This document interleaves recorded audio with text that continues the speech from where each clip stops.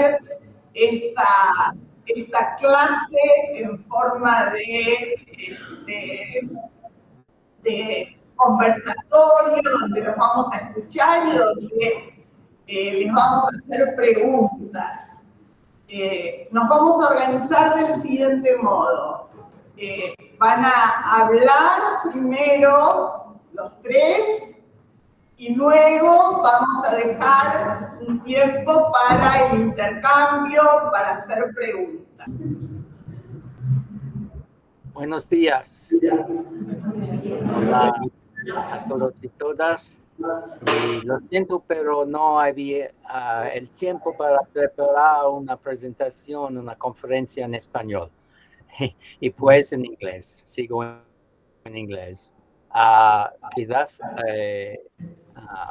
compartiré mis pantallas. ¿Pueden ver mis pantallas? Sí. Gracias. Okay.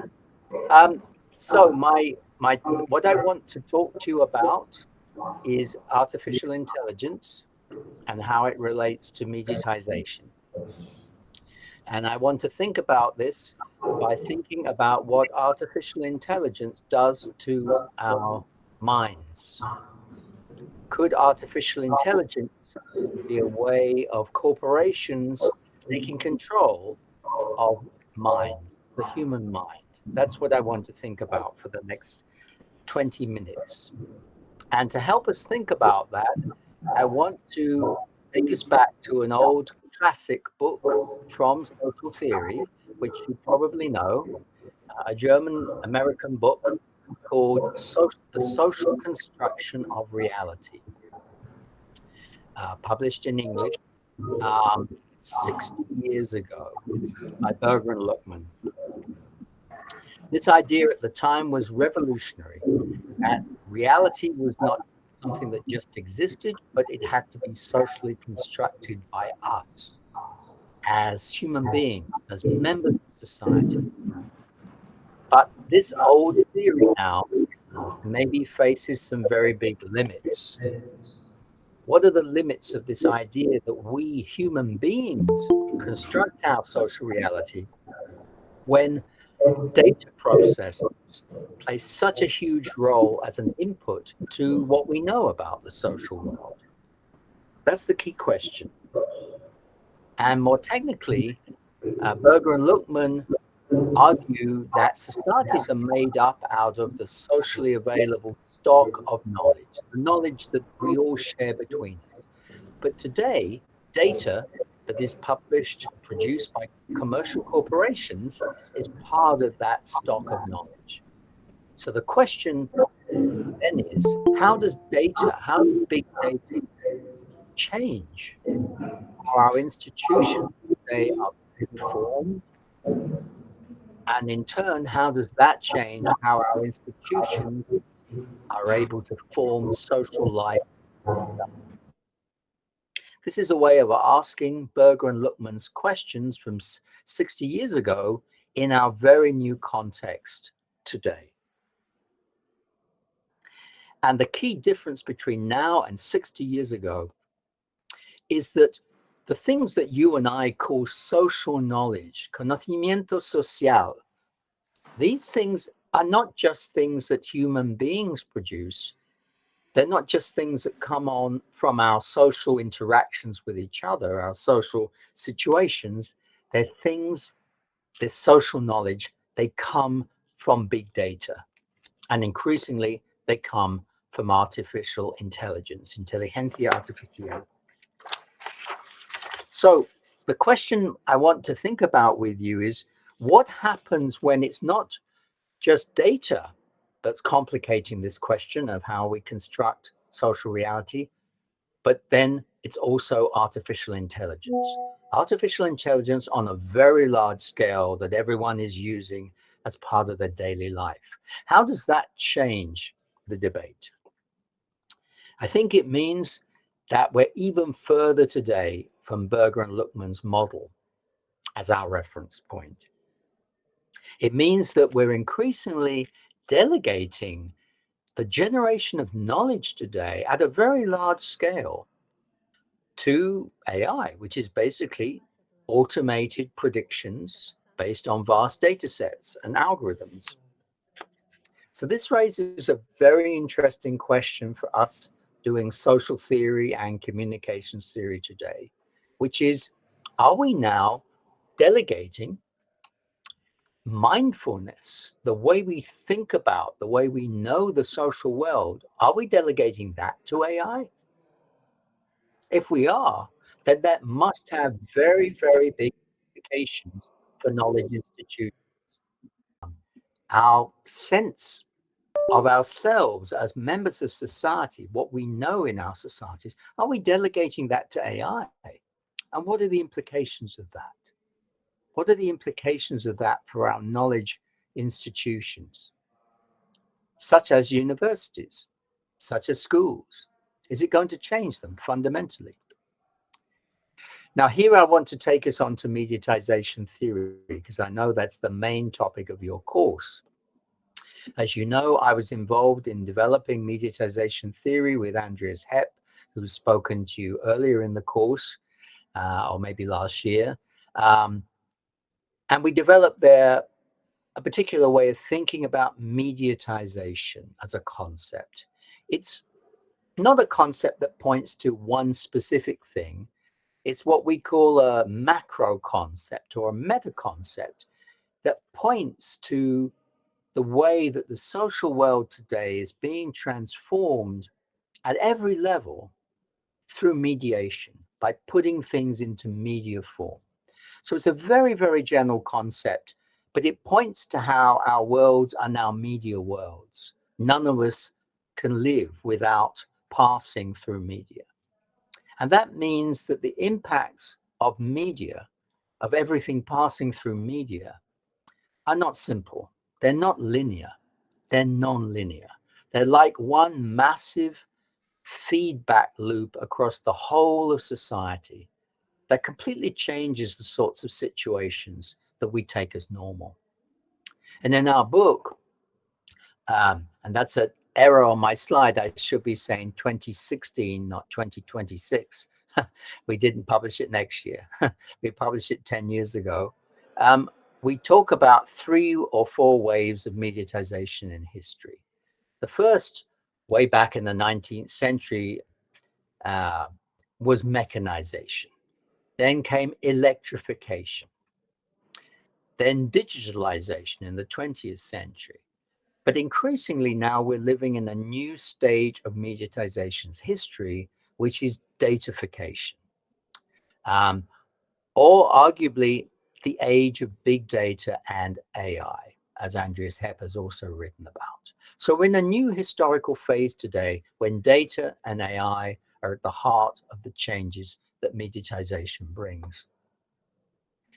Now, I want to shift and talk a bit about large-scale AI and pass on to you some of the ideas, some of the critical ideas about what AI means in society today.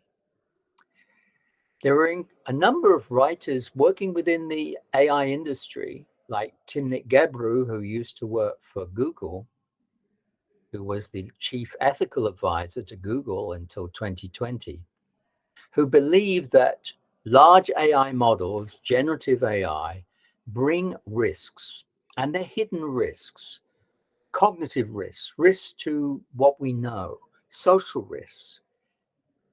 I'll come back to those in a moment. And they also, large language models, have costs, hidden costs. They use an awful lot of electricity. I read recently that your president, President Milei, has offered to create new data centers in Argentina for the as a part of a deal with President Trump, nuclear powered data centers. So this is happening in Argentina right now. These interesting environmental costs, because it all depends how you create that electricity and how much you use. but we know that AI uses an awful lot of electricity. Some people estimate that asking a question of ChatGPT costs 6 or more times the electricity that asking the same question of Google did. 6 times more. So there are environmental costs of large-scale AI, and there's also a cost because it's possible that AI doesn't produce knowledge. It just produces predictions of possible answers, not knowledge, which is very different. In fact, Timnit Gebru with her colleague Emily Bender in this famous paper, which led to Timnit Gebru being sacked, losing her job at Google, they argued that the people who make AI into knowledge is us, the users of AI, because we call it knowledge. We treat it as knowledge, and that's how it gets constructed as knowledge. In itself, AI is just a set of mathematical predictions about what is the likely next word in the sentence that started with your prompt to ChatGPT. It's a mathematical prediction. It's not a truth. It's just a guess. But we treat it as knowledge when we treat it as the answer to our question. So that's one set of risks to do with AI of a very general sort, but very, very important.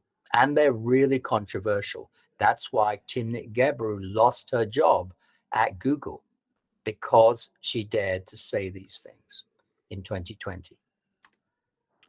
But there's a separate set of issues that applies when we use AI in knowledge communities. For example, in science, there are very good reasons for using AI in science. For example, to process all the data that comes from the large telescopes in Chile or in other parts of the world. We have to use AI to process all that data. It's just too much for human beings to process. So of course we need AI to do the calculations, the billions of calculations necessary to make sense of that data. No one's against AI.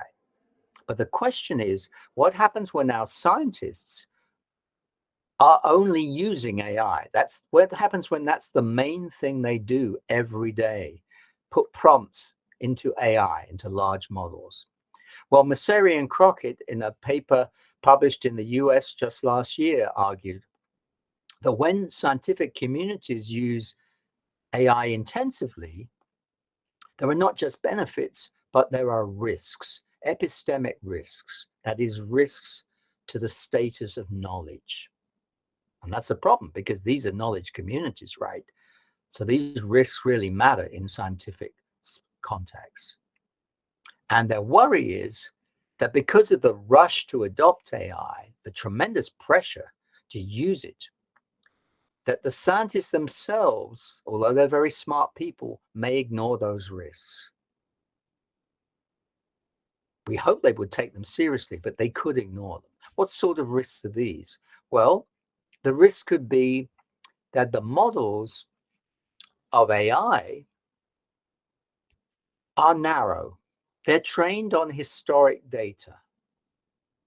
So they don't necessarily include other possibilities that have not been in historic data.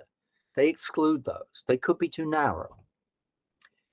They could operate in ways that exclude the voice of scientists who want to come up with radically different ideas, who want to do something radically different. How will they be represented in the large models that, say, astronomers are using? Will those models be open to alternative knowledges? And if they're not, will they really be as reliable as we think they are? These are really serious questions raised by two psychologists who spent a year interviewing scientists who were using AI in their work in the laboratory. So these are important questions.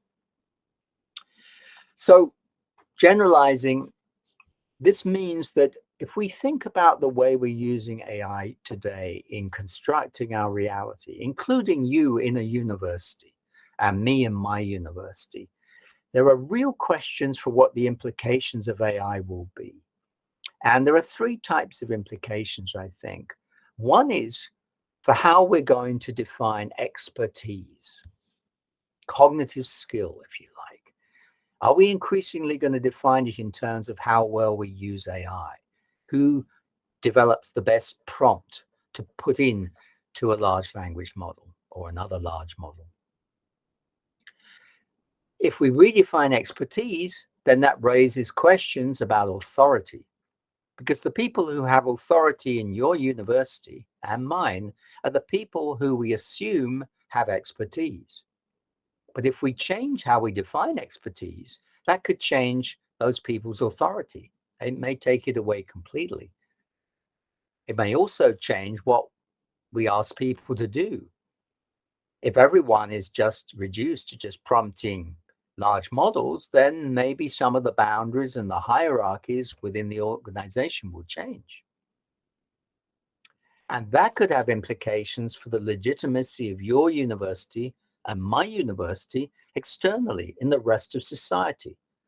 Putting it very simply, if a child of 5 years old today knows that the way they can answer a question they have is not by asking their mother or father, but just by typing something in to ChatGPT app on their parents' phone or tablet, if they think that's how you get answers to your questions, why in 15 years' time will they come to a university, which is a set of buildings where human beings live?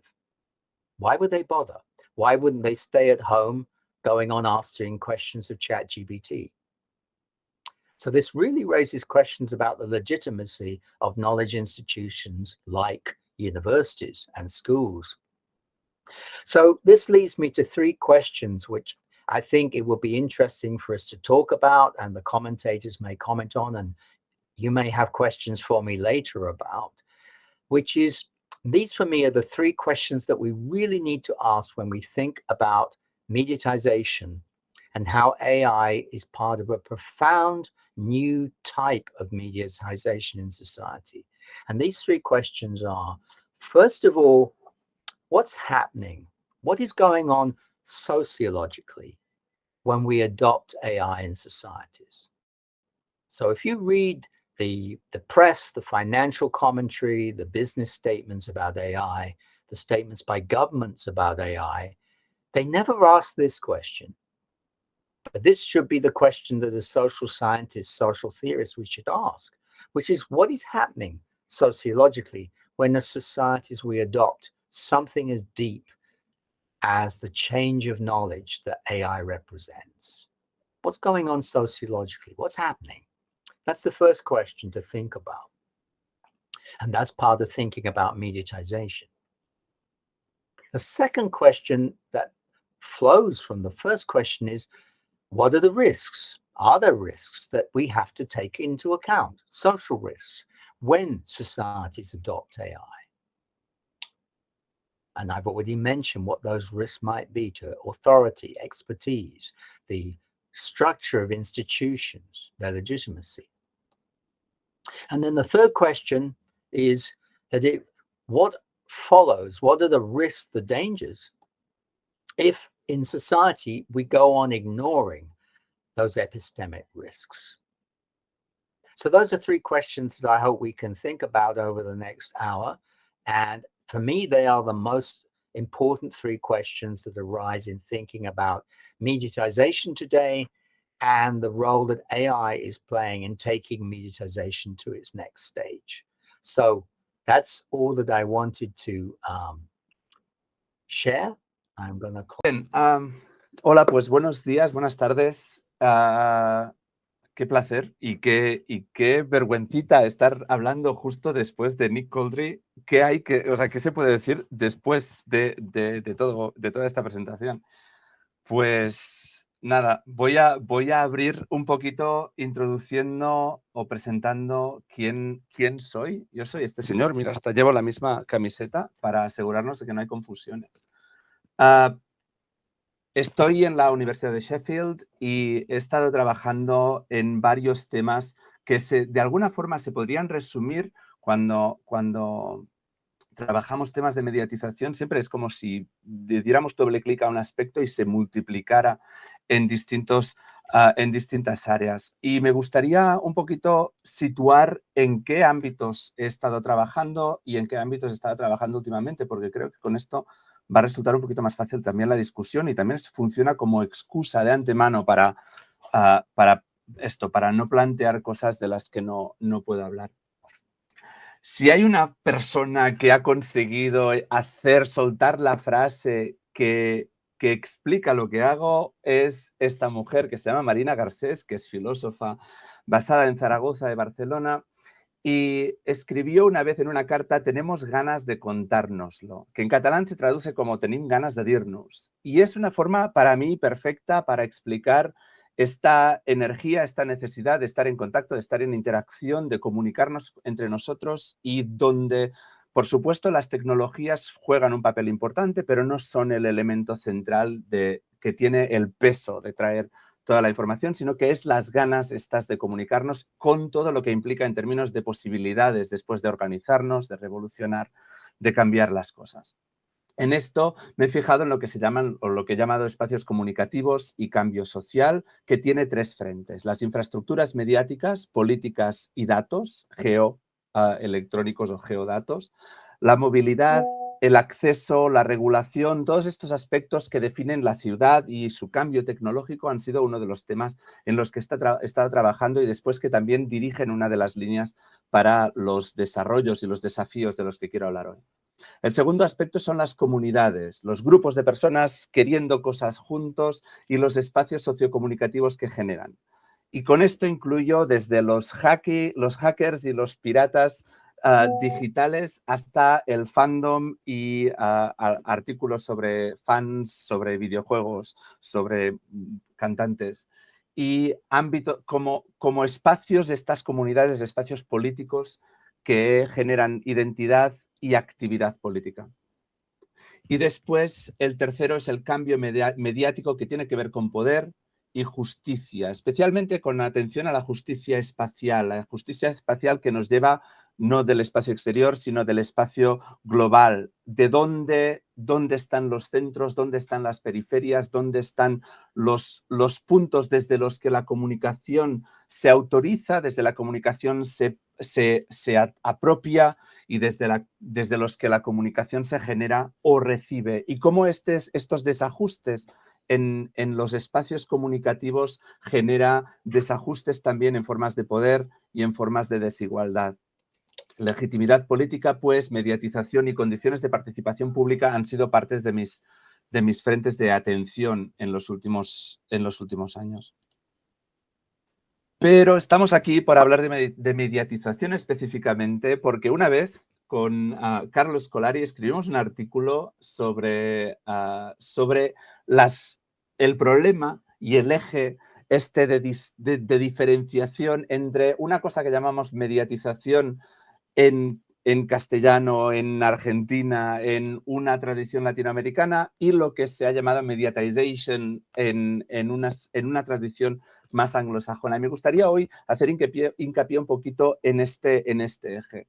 Las líneas de contacto y el punto de partida se parecen suficientemente como para convertir esto en una discusión necesaria, interesante, fertilísima. Es esta idea de que la mediatización en ambas formas invoca una forma general de conciencia de una transformación cultural y sociopolítica de primer orden que incluye la integración y el impacto de los aparatos comunicativos y las prácticas sociales en y sobre el tejido social. Es decir, lo que hizo la mediatización como espacio de pensamiento ha sido permitir esta integración entre las prácticas sociales, lo que es lo social y los elementos tecnológicos que habilitan y que permiten estas interacciones y estas construcciones de comunidad. Y desde el punto de vista, la idea de mediatización es pues un punto muy, muy fértil y muy relevante. Y se alinea muchísimo con el trabajo de Eliseo Verón, del que voy a hablar más en un momento, La mediatización de la sociedad mediática industrial hace estallar la frontera entre lo real de la sociedad y sus representaciones. Lo que se empieza a sospechar es que los medios de comunicación no son solo dispositivos de reproducción de un real que copian más o menos correctamente, sino dispositivos de producción de sentido.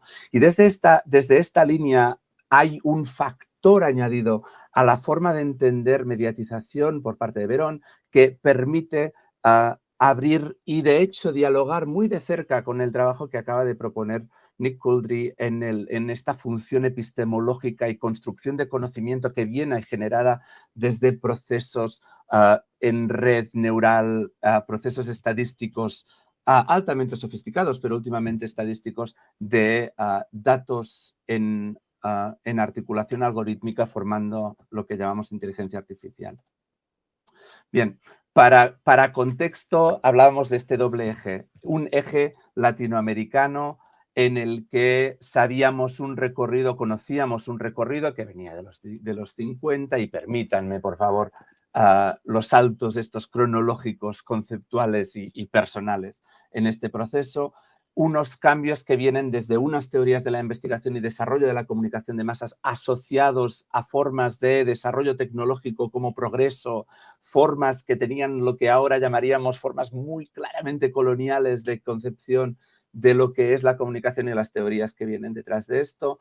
Y esto llevó a las discusiones con Dege y con eje marxistas, con principios de revolución que querían o que proponían miradas confrontacionales con el imperio, con las miradas externas a la cultura que después funcionaban como apropiaciones y lo que llevó finalmente a hablar de los estudios culturales.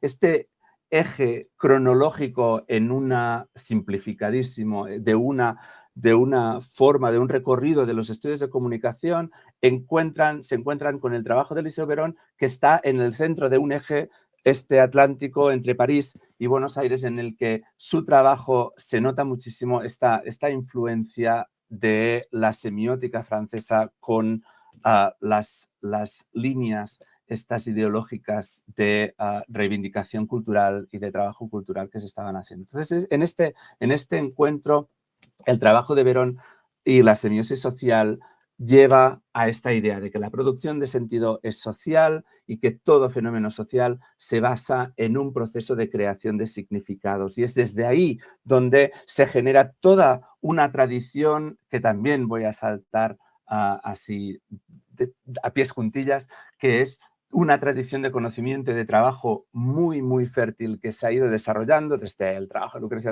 Escudero a José Luis Fernández, hola, que estás en el público, Sandra Valdetaro, a Fausto Neto y mil otros, Cingolani, Hindin, están todos después en la bibliografía. Todo este trabajo que desarrolló el punto de partida de Eliseo Verón, las formas de entender la mediatización.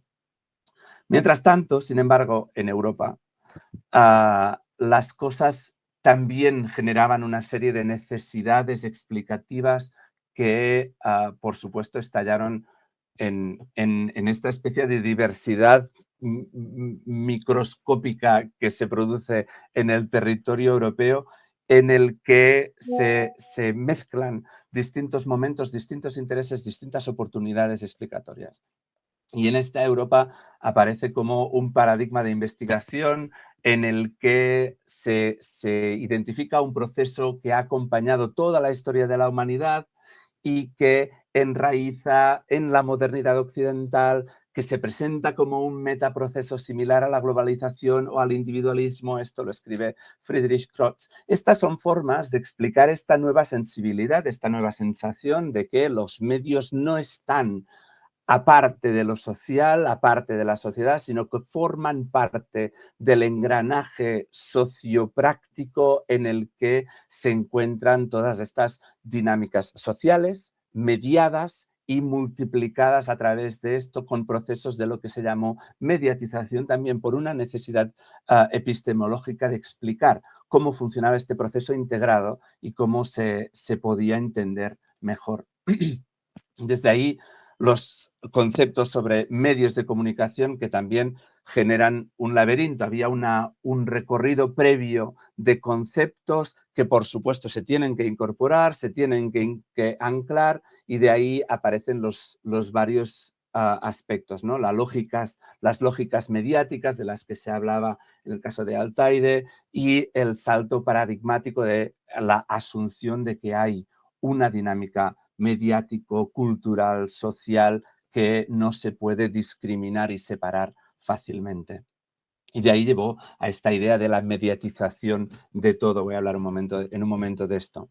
El frente institucional, aparece la idea de que las instituciones se mediatizan, se adaptan a las lógicas, a los mensajes, a las formas de trabajar de los medios de comunicación. Y de allí hay texto y trabajo clásico sobre la mediatización de la política, la mediatización de la religión, la mediatización del deporte, y de ahí de salud y cuidados, de periodismo, y de ahí todas las formas institucionalizadas que se mediatizan porque se adaptan a las lógicas mediáticas y tecnológicas.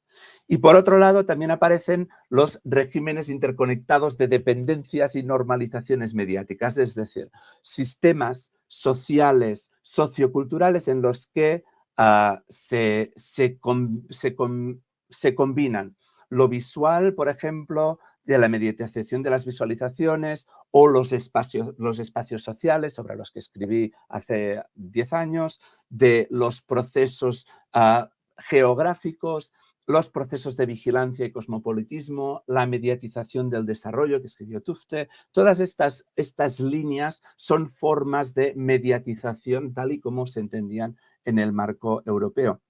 Y este marco europeo, tan diverso internamente, pero a la vez que hacía tantos esfuerzos y tanta producción desde el principio de los años 2000 y en adelante, se encontró con este punto de inflexión que fue justo en el momento del cambio de década del 2010, cuando de alguna forma había alcanzado un ápice de un momento climático de su desarrollo.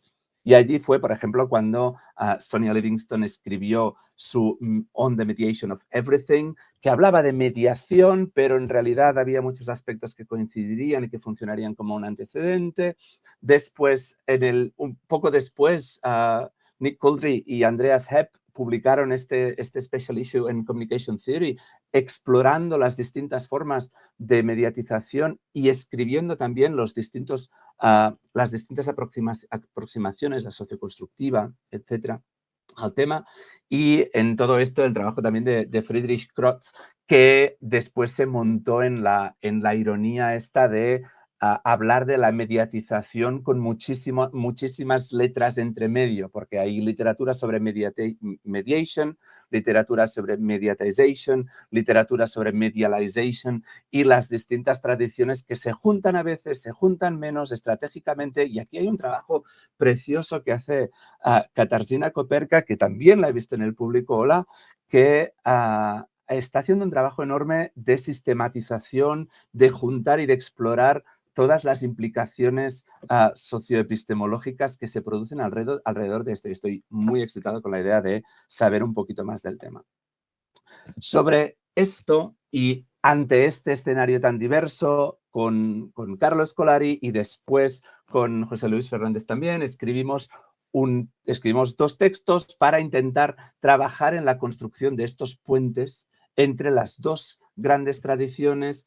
Y de los puentes de las tradiciones salió primero este diagrama que se publicó en 2018, creo, en Communication Theory, en el que de alguna forma establecíamos un poco las diferencias entre las distintas miradas y las formas de entender la mediatización en función de si era a largo plazo o a medio plazo, o si eran mediatizaciones generalistas para todo, o mediatizaciones de carácter más específico que se afectaban a distintas o a específicas áreas. Y de ahí también salió aquí en la esquina de la izquierda el libro que ahora también podéis conseguir en castellano y en línea, que habla de mediatizaciones y que es una compilación con, creo que son 16 autores europeos y latinoamericanos que escribieron para intentar construir los puentes temáticos de esta discusión.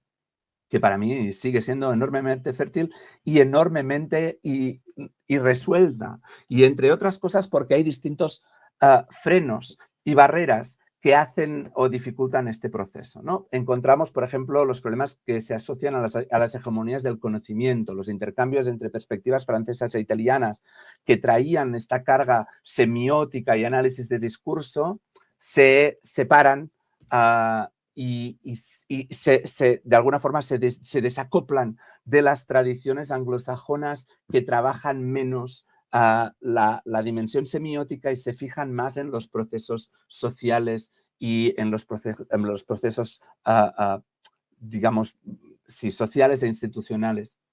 Hay cambios institucionales también y esto afecta a las áreas del conocimiento. En el mundo de habla alemana, por ejemplo, la separación entre la semiótica que termina en los circuitos de las humanidades y los estudios culturales que se van más hacia las zonas de las ciencias sociales produce un espacio en el que también es muy difícil encontrar espacios de interdisciplinariedad y puentes. También hay desplazamientos metodológicos, las etnografías, análisis crítico del discurso que tienen este componente más sociológico terminan ocupando un espacio muy central en los análisis y de la mediatización y esto deja de lado metodologías más estructuralistas que se llevaban en el campo más veroniano.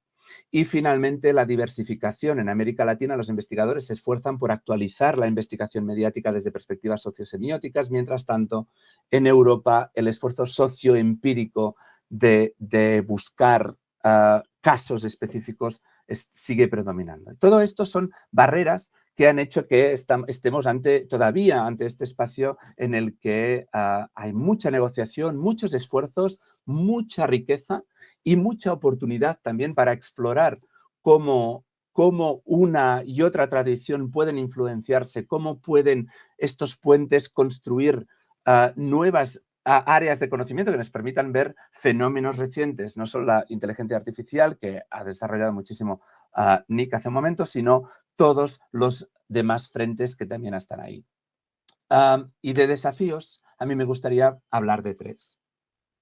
El primero es la datificación, los algoritmos y la inteligencia artificial. Y para esto voy a hablar de un trabajo que también hicimos hace un par de años y que yo creo que abre una oportunidad empírica muy, muy, muy potente y muy interesante que hay que abrir. El segundo es otro en lo que estoy metido que me interesa muchísimo y que le da un poco el giro material al tema, que es lo que llamo la mediatización de las cosas.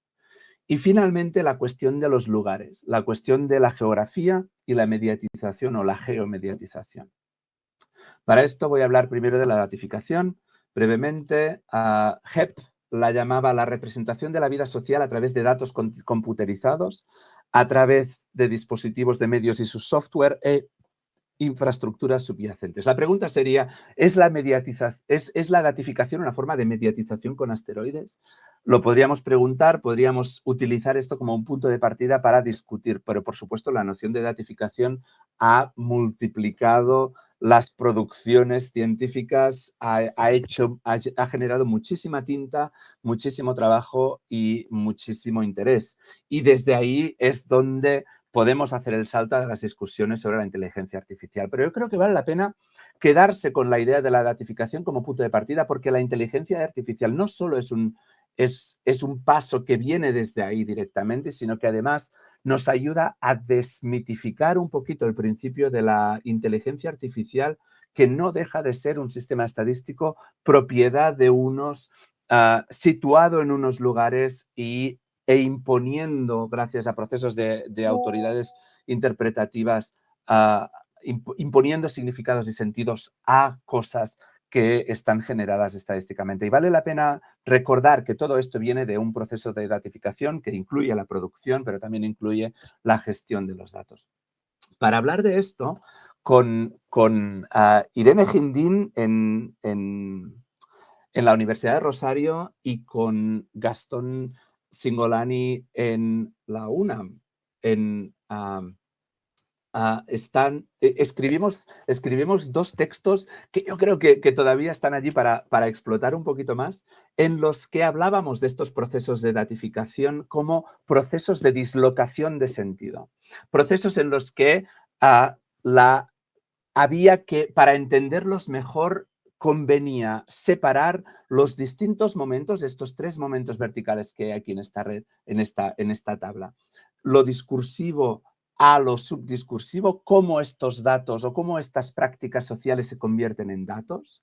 Otro momento que era cómo los datos se convierten en prácticas sociales. Y entre medio, que es donde aparece la inteligencia artificial, pero también los algoritmos y todas sus formas, era este espacio en el que los datos generan nuevos datos y construyen formas de sentido porque no dejan de ser formas de diseño humano que han activado este tipo de interacciones. Podría pasar mucho más tiempo discutiendo este modelo, pero es un punto de partida que yo creo muy fértil para seguir explorando. El segundo aspecto es la mediatización de las cosas.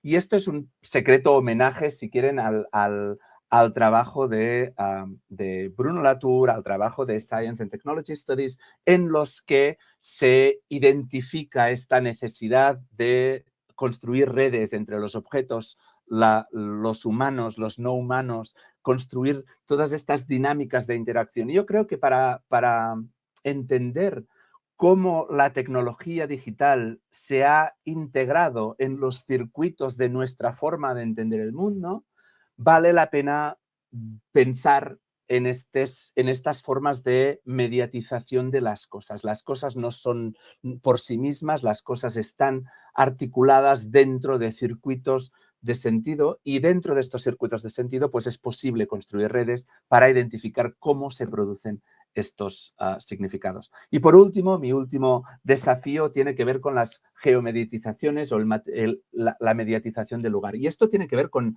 esta doble necesidad que me falta, ¿no? Que tengo cuando hablo de mediatización. Y uno es la materialidad, los elementos materiales en los que los significados no vienen solo desde construcciones simbólicas, sino que están conectados a lo material. Y el segundo aspecto, que es el de los lugares, en el que los significados no son los mismos en todos los lugares. Y esta necesidad de situación me lleva también a hablar de geografía y me encadena un poquito con el trabajo de André Jansson en Suecia, que hablaba ya en 2018 de la Mediatization and Mobile Lives, en los que hacía un poquito esta apuesta con una crítica a la tradición de la mediatización bastante interesante. Y ahí, pues, algunos trabajos que he estado haciendo últimamente, cuando trabajando con David Morales, que es un colega en la Universidad de Sheffield, trabajando sobre news deserts y mapeando de dónde hablan las noticias en África y de qué aspectos hablan, o un poco más local, yendo a lo que está pasando en Sheffield, a lo que pasa cuando hay festivales en la Universidad de Sheffield o en la ciudad de Sheffield, que es donde vivo, o cómo los vecinos construyen sus propios recorridos urbanos y construyen sus propias formas de entender la geografía de su ciudad, ¿no? Entonces, cuando trabajamos con esto es una forma de combinar los datos geolocalizados con las formas de entender ciudad y los significados que emergen. Y finalmente, ¿y ahora qué? ¿Qué aberturas hay? Prefiero pensar que no conclusiones. ¿Qué hay detrás al final del túnel? Pues así, las perspectivas más semióticas necesitan un cambio de marchas y complementarse conceptual y metodológicamente con otros trabajos y otras tradiciones que están ahí para más. Una disciplina no basta. Hay que pensar de forma intra o interdisciplinar y afilar los trabajos empíricos, por ejemplo, explorando las posibilidades de los métodos computacionales combinados con análisis interpretativos situados o análisis críticos. Yo creo que es posible hacer metodologías que combinen la capacidad esta enorme de trabajar con datos computacionales e interpretaciones más humanas. Los trabajos de mediatización, todas sus derivaciones, deben integrarse con el conocimiento sociopolítico. No podemos estar investigando cosas que no existen. No podemos estar investigando cosas que son abstractas. Necesitamos trabajar cerca de las políticas, cerca de las decisiones, cerca del gobierno. Y la mediatización está evolucionando, al menos en estos múltiples carriles. Una es la continuación del trabajo en los campos específicos que ya están desarrollando, la datificación y sus incrementos como proceso epistemológico general cambia las formas de entender las cosas. Atreverse con la vertiente de la mediatización de las cosas, porque es habla de la materialidad necesaria en el proceso. Y finalmente abrir el frente del espacio, la geografía, la movilidad, los geodatos, y desde allí el impacto social y político que tienen en los diseños urbanos, en las formas de diseñar la movilidad, en las formas de trabajar las estaciones de trenes, en las formas de trabajar los procesos y recorridos de ir al trabajo y volver. Y hasta ahí. Bueno, bien, todo bien, Santiago. Buenos días. Buenos días a todos ahí. Primero quiero agradecerle a Santiago y a Daniela el gesto de tenerme en consideración para compartir este espacio. Es un placer, en primer lugar, porque no siempre tenemos la oportunidad, en mi caso, por ejemplo, de escuchar al profesor Couldry, a quien he leído, pero nunca había tenido la posibilidad de escucharlo. Y es realmente un estímulo poder charlar con estudiantes. Yo calculo que para los estudiantes, con esto van a tener que hacer algún trabajo. Esto puede ser parte de los obstáculos para aprobar la materia, pero para uno es un desafío y un estímulo. Y al mismo tiempo quiero retomar algo de lo que ha mostrado Mon, que es algo medio peculiar. Yo no sé si es tan fácil ver esto desde la posición del que está cursando la materia, pero el campo de las mediatizaciones se ha ido desarrollando de manera simultánea. Esto no pasa siempre. Por lo pronto en Latinoamérica y en Europa. Y uno de los desafíos que hay es la construcción de espacios de diálogo e intercambio entre tradiciones culturales, lingüísticas y teóricas que son disímiles. Entonces el esfuerzo por escucharse, por intentar leerse mutuamente, hablar el idioma del otro o aprenderlo, escribir en el idioma del otro, es un ejercicio intelectual que es necesario y que no es tan común. Entonces eso me parece una virtud de la propuesta de la cátedra. Aprovecho para saludar también a Katarzyna, que está por ahí, y a José Luis, que no sé si está, y ya arranco. Cuando Santiago me invitó, me escribió para participar de este encuentro, el motivo de la invitación tenía que ver con discutir, conversar sobre los desafíos en la investigación, desafíos a futuro en la investigación en mediatizaciones. Frente a eso, a mí en general lo que me parece es que en ese planteo, en esa formulación conviven la necesidad de un cierto diagnóstico sobre el fenómeno y al mismo tiempo la necesidad de la reflexión del punto de vista del observador, sea el observador académico, como podría ser mi caso, o de alguien que se dedica profesionalmente al trabajo con y en plataformas. Entonces, yo lo que voy a intentar hacer es trabajar sobre esos dos puntos de vista. Eso por una parte. Por la otra, yo no soy bueno haciendo proyecciones. Me cuesta mucho el pensamiento que logra capturar algo del presente y pensarlo a futuro. Entonces lo que voy a hacer es más bien una suerte de vuelta. Sí, voy a pegar como una voltereta que tiene un poco que ver con lo que yo estoy investigando en este momento. Mi campo de interés tiene que ver con las mediatizaciones políticas. Entonces, y pensando un poco también en la invitación de la cátedra, yo estoy en este momento más bien centrado en el estudio del pasado de las mediatizaciones que en el presente o en el futuro. Entonces, voy a intentar hacer esta suerte de recorrido medio periodizado, intentando llegar en algún momento a algo del orden del futuro. pensando en la presentación, se me vino a la mente esta cita de Deleuze y Guattari, que no tomé del libro de ellos, sino de un texto de un investigador paraguayo que se llama Benjamín Arditi, que es sobre el devenir otro de la política.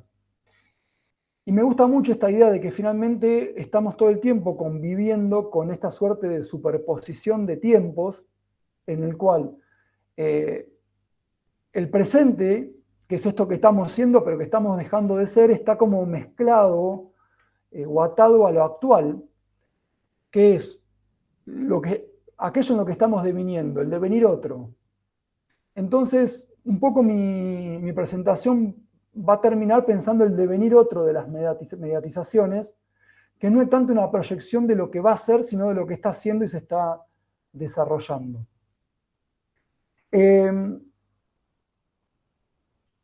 Voy a tomar como, la presentación se va a ordenar como en 3 partes.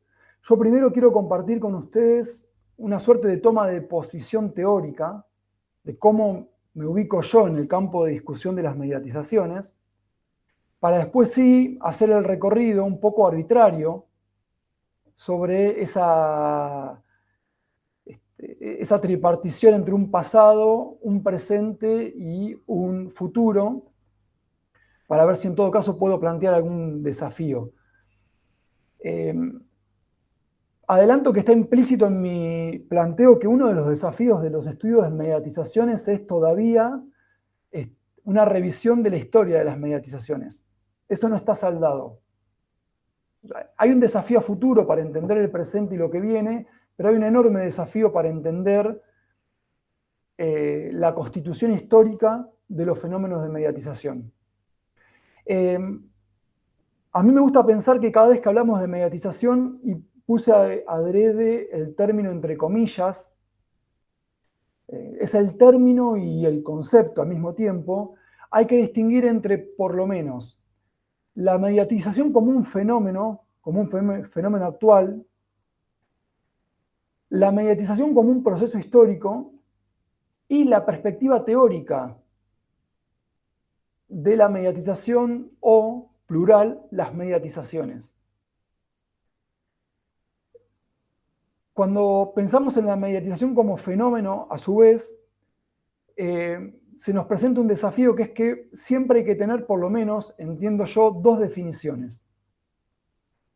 Hay una definición genérica que es la que nos permite entender que, por ejemplo, esta situación de intercambio que estamos teniendo ahora es una situación mediatizada, pero cuando, tal es mi caso, intento pensar mediatizaciones que involucran a sistemas institucionales como de la política, la definición tiene que incorporar otros elementos, se complejiza en ese sentido.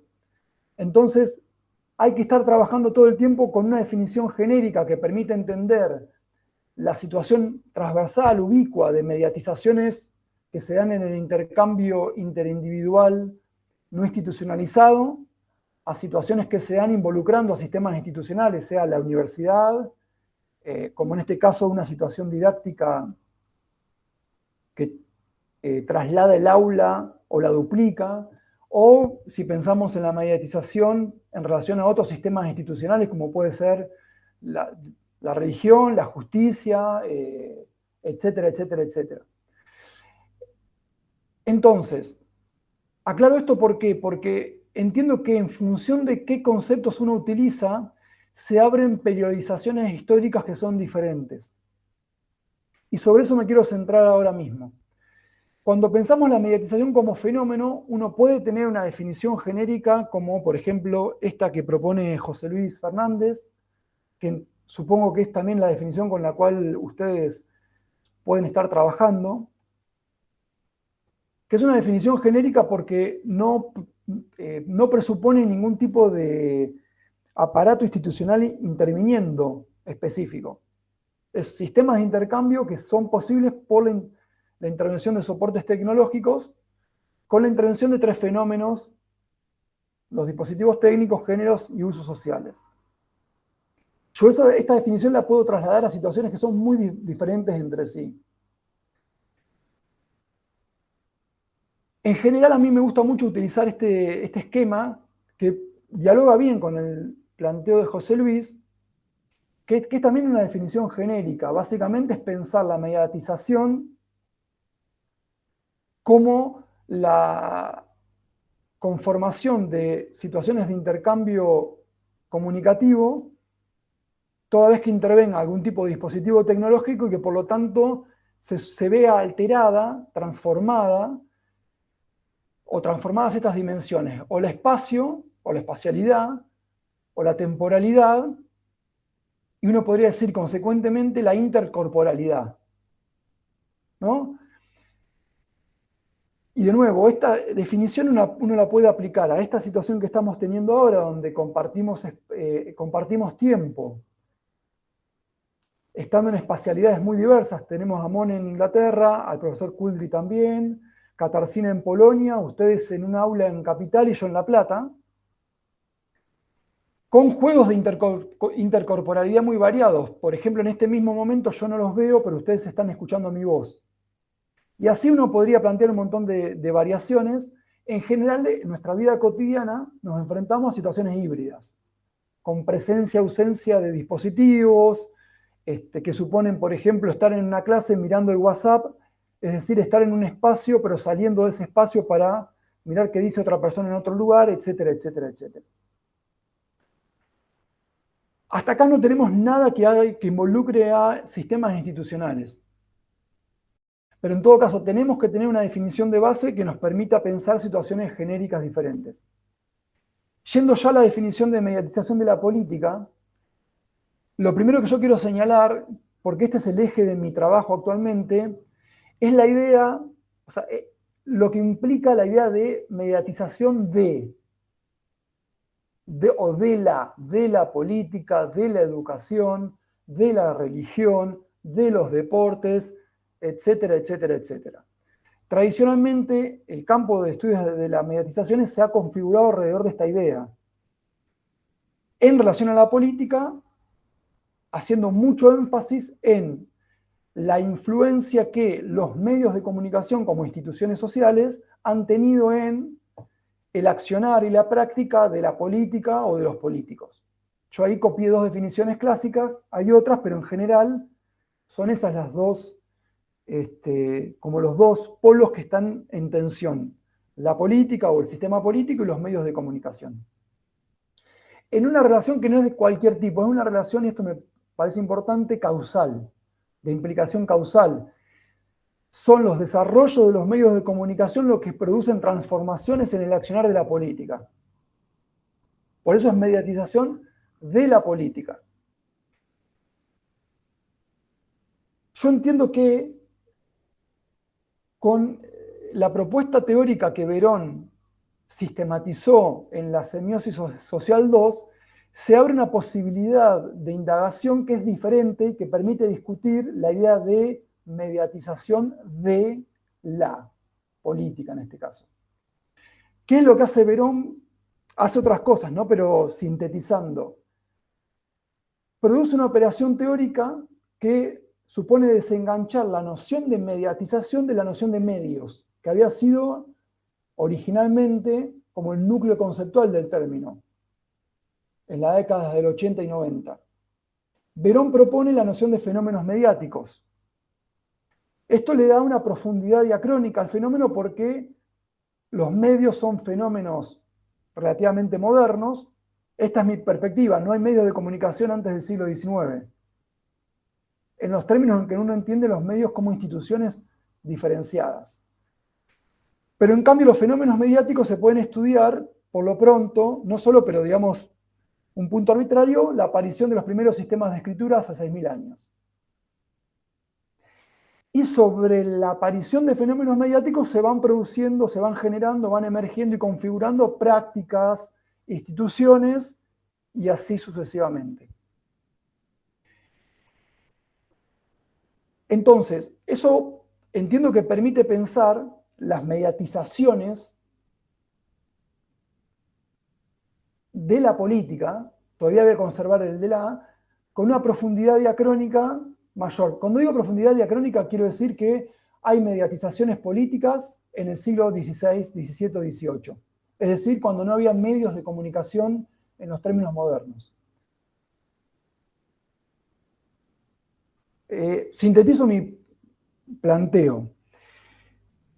Yo creo que la idea de mediatización de la política solamente funciona y es válida cuando uno se para en un momento determinado del siglo XX en el cual la política o el sistema político había estabilizado cierto funcionamiento y la televisión, particularmente la televisión, viene a trastocar un poco el funcionamiento del orden público.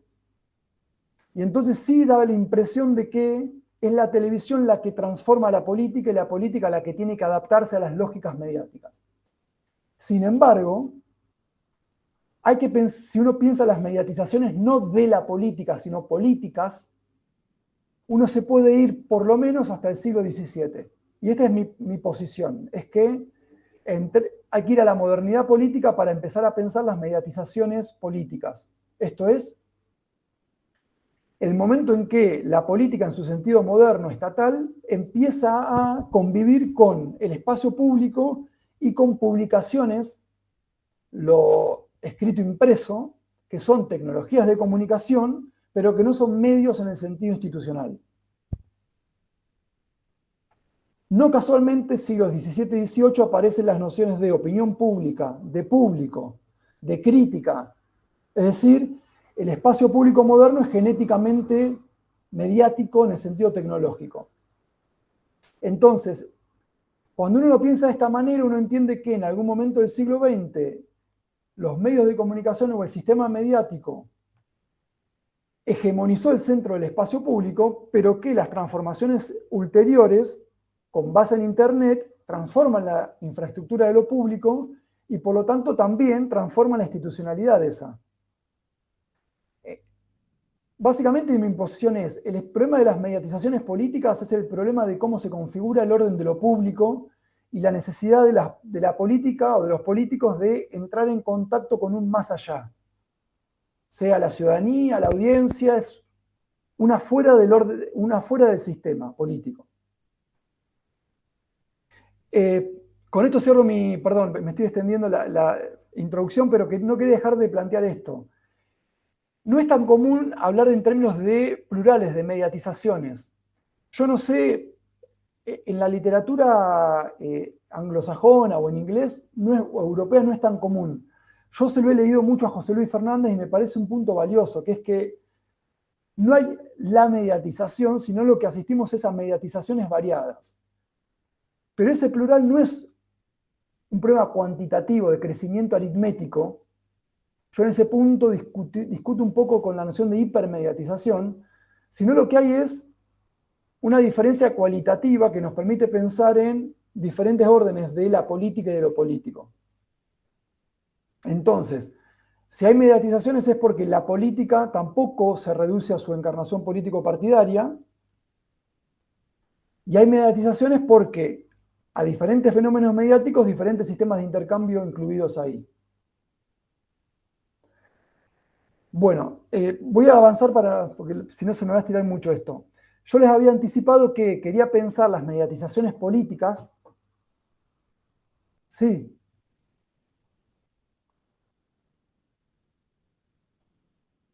Listo, perfecto. Avanzo así rápido. Básicamente lo que yo estoy planteando es que las mediatizaciones políticas se pueden ubicar como empezando con la modernidad política, esto es, en el siglo XVII en Europa, que es cuando la política se piensa como política, o sea, la palabra política empieza a designar la realidad estatal de los políticos profesionales. Y ahí aparece también el espacio público, etc. Y es cuando uno empieza a ver que para los políticos profesionales la opinión pública comienza a ser un problema. Eso está estudiado en bibliografía y se puede rastrear. También el pasado es el siglo XIX y siglo XX, con la política vinculada al sistema de partidos y los medios hegemonizando el espacio público. Es en ese marco que funciona, por ejemplo, el esquema de la mediatización que propuso Verón en su momento, que es colocar a los medios en un centro, interviniendo o intermediando entre los actores individuales y las instituciones políticas. Yo creo que no casualmente después Verón, cuando piensa el impacto de la mediatización política del siglo XX, la traduce espacialmente. Es la producción de espacios diferentes para el Estado, para los políticos, para la información. Por supuesto, las periodizaciones que estoy haciendo son arbitrarias y son meramente indicativas. El presente podría ser el presente que se abre con Internet, dicho generalmente, es decir, con los fenómenos con base en Internet, pero también hay que pensar, si uno piensa en la mediatización política, las transformaciones que se dan en el orden de la política y de lo político. Para no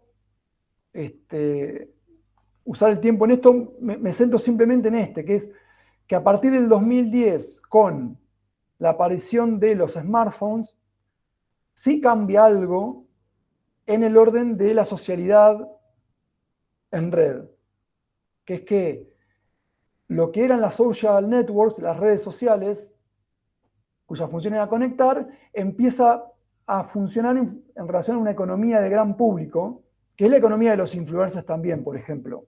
Y eso cambia porque transforma o hace convivir el mundo red social con lo que se llamó social media en inglés, pero en castellano usamos casi el mismo término. Pero hay un cambio que es un cambio de economía política, pero es un cambio también de la mediatización. Y que produce una emergencia de nuevos espacios, porque están los espacios que estaban, el espacio mediático del Estado, el espacio público de la política, el espacio de la información, pero empiezan a aparecer espacios que son los espacios en los que los políticos como individuos tienen a disposición recursos para comunicarse propiamente hablando como individuos, pero los ciudadanos como individuos también tienen sus espacios mediáticos de intervención y los ciudadanos como colectivos también tienen sus espacios de intervención. Entonces, las mediatizaciones políticas, entre otras cosas, implican la emergencia de espacios de discursividad también. Queda por estudiar la cuestión de las temporalidades, que es otra cosa. Traje el ejemplo que vale para Argentina, porque aparte las mediatizaciones políticas no funcionan igual en todos lados, de situaciones que son nuevas pero que no son nuevas. Por ejemplo, algo que no es periodismo, pero que supone la intervención de lo político o de la política en espacios de plataformas, interactuando con sujetos que no sabemos muy bien si son periodistas o no. Entonces, ahí hay una cuestión que tiene que ver con el imaginario del periodismo. O, por ejemplo, el caso de Rebord, es decir, de actores que se manejan dentro de colectividades políticas sin ser políticos profesionales. Ahí hay algo que es un poco nuevo y un poco viejo. El futuro, para cerrar entonces, yo decía la idea del devenir otro de las mediatizaciones. La necesidad de tener un esquema conceptual o teórico es importante para que lo nuevo que va apareciendo pueda dialogar con lo que venía siendo. De otra manera, estamos todo el tiempo fascinados con lo nuevo o con lo actual.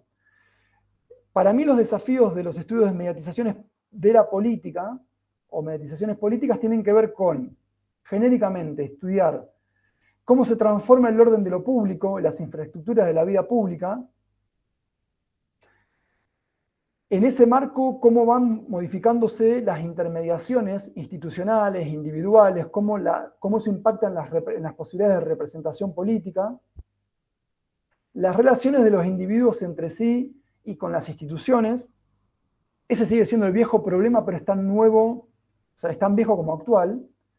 Y por supuesto las formas en que se materializa el público o los colectivos sociales que forman parte de la ciudadanía. En el fondo, los desafíos siguen siendo los desafíos que estaban en el siglo XX, que se nos siguen presentando. Entiendo que hay aspectos que son nuevos, que no estaban antes. Los describió y analizó el profesor Couldry, los describió y los planteó Mon, pero me parece que hay una línea que viene de atrás y que se proyecta hacia el futuro, que son problemas recurrentes y que no se transforman de un día para el otro. Y bueno, con esto cierro, en todo caso después... Bueno, muchísimas gracias a los tres. Para nosotros es un honor tenerlos presentes en nuestro trabajo cotidiano dentro de la universidad. Efectivamente, hay en los tres, digamos, cuestiones muy ricas y muy importantes para avanzar. Algunas que son como más macro, dentro de ellas las que planteaba, por ejemplo, el profesor Kudry, vinculadas sobre las que me gustaría incluso que nos haga alguna respuesta vinculada a los desafíos que tenemos dentro de las comunidades de conocimiento, pensando incluso en justamente esos riesgos epistémicos de los que hablaba, que los encontramos, digamos, de manera fuerte en nuestro acontecer cotidiano hoy en día, tanto en el trabajo de investigación como en el trabajo docente. Y por otro lado, también cuestiones que son más como de localización, ¿no? De historias y perspectivas analíticas, como lo que planteaba Mon, que efectivamente necesitamos puentes, generar puentes que permitan como cruzar esas barreras, de modo tal que, nada, me parece muy rico este intercambio y ojalá sea para continuar, esta es la idea, por lo menos desde nuestra cátedra. Quisiera hacerle una pregunta al profesor Kudry vinculada a dos cosas, digamos, una que tiene que ver más con el problema de las mediatizaciones y otra que es un poco más general. La primera, un poco en relación con estas 3 o 4 olas de mediatizaciones de las que hablaba, si entendés que esta última ola, esta ola de la datificación, pero además mejor dicho, decías vos, del Big Data y de la inteligencia artificial, si lo entendés como un salto de escala, si hay allí un salto cualitativo respecto de las anteriores olas de mediatizaciones o no, y por qué. No sé si podrá entender esto. Esa es una pregunta, y la otra pregunta tiene que ver con esos riesgos epistémicos de los que hablaba respecto de la inteligencia artificial, fundamentalmente, si entendés que los estamos teniendo en cuenta y qué cosas podemos hacer desde las propias instituciones de producción del conocimiento para abordarlos.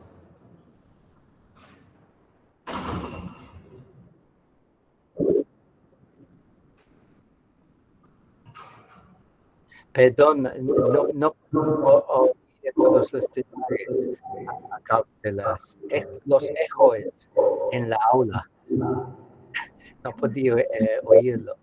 Could you tell me, Santiago, what was said? I couldn't hear.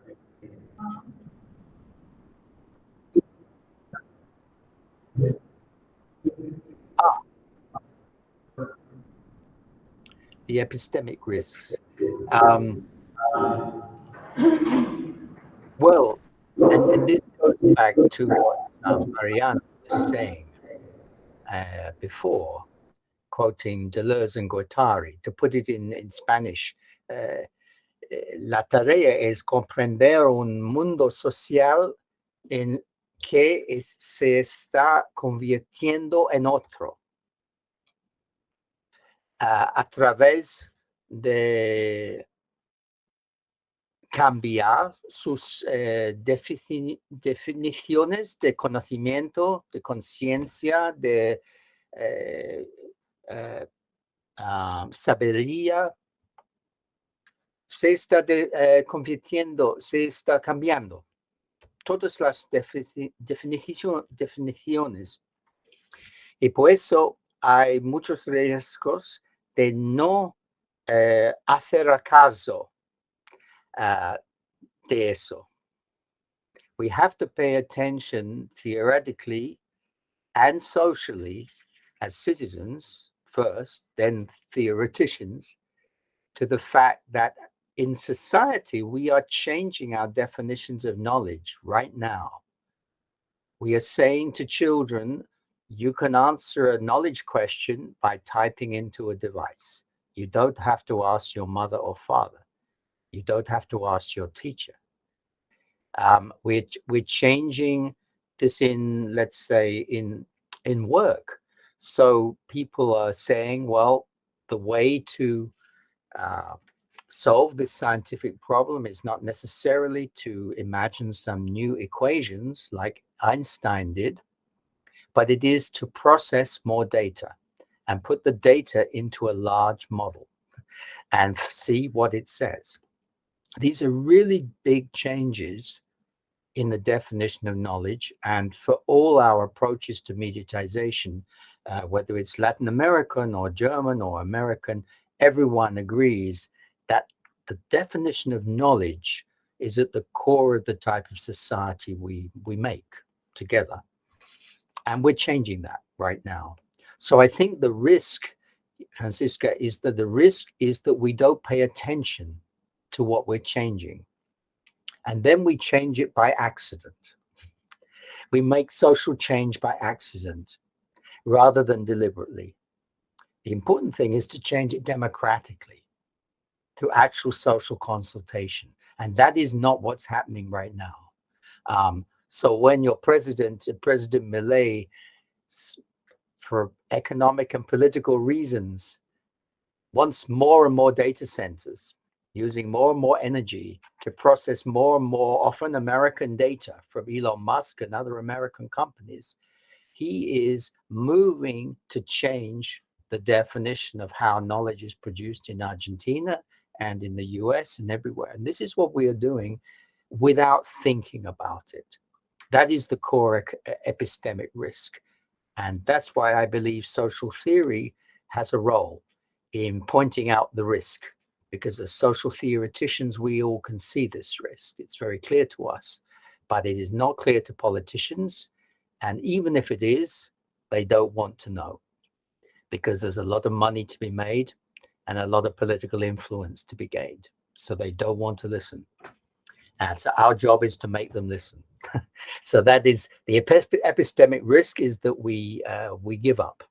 We don't do this task. But this is the essential task right now. And mediatization theory has its part in this essential task. That was a question to Juan. Sorry. Yeah, sorry. No. It was that a question to me? I thought it was a question to Juan. Sorry. Oh, yes, Nick. At some point of the conversation, or in my speech, I threw the bone that there was a chance of connection between your epistemological approach and the discussion on epistemological risks and the Veronian social semiotic tradition, in which knowledge is situated and is produced as part of a social practice. So there's something there, and I think Santiago. Sorry for jumping in, Santiago.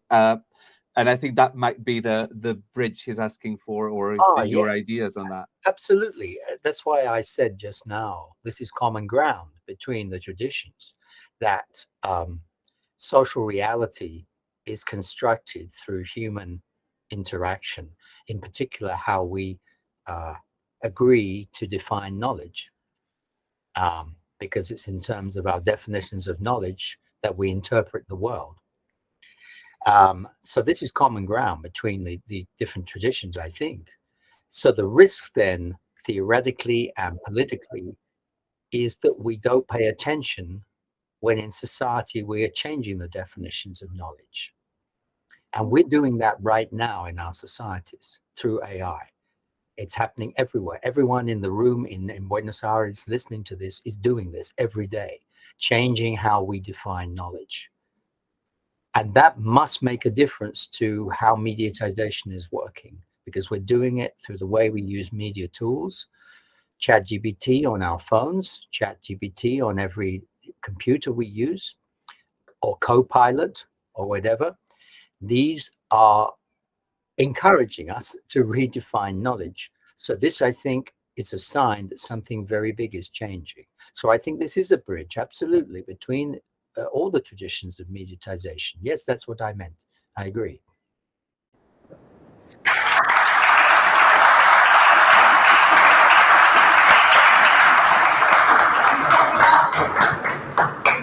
Bueno, muchas gracias a ustedes. Que tengan un buen